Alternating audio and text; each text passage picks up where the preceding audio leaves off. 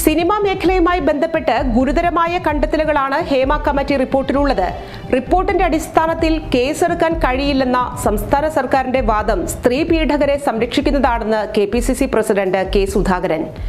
ആ റിപ്പോർട്ട് ഇത്രയും വർഷം പൂഴ്ത്തിവച്ചതിലൂടെ സ്ത്രീ സുരക്ഷ ഉറപ്പാക്കുന്നതിൽ സർക്കാർ പരാജയമാണെന്ന് തെളിയിച്ചു.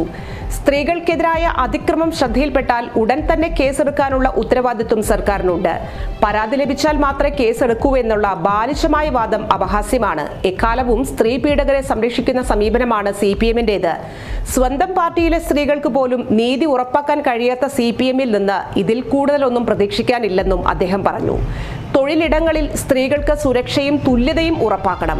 വേട്ടക്കാരെ സംരക്ഷിക്കുന്ന സമീപനം സർക്കാർ തിരുത്തണം. സ്ത്രീകൾക്കെതിരായ അതിക്രമം നടത്തുന്നവരെ നിയമത്തിന് മുന്നിൽ കൊണ്ടുവരണം. റിപ്പോർട്ട് കയ്യിൽ കിട്ടിയയുടനെ സ്വാതന്ത്ര്യവും നിഷ്പക്ഷവുമായ അന്വേഷണം പ്രഖ്യാപിക്കുകയാണ് സർക്കാർ ആദ്യം ചെയ്യേണ്ടിയിരുന്നത്. പിണറായി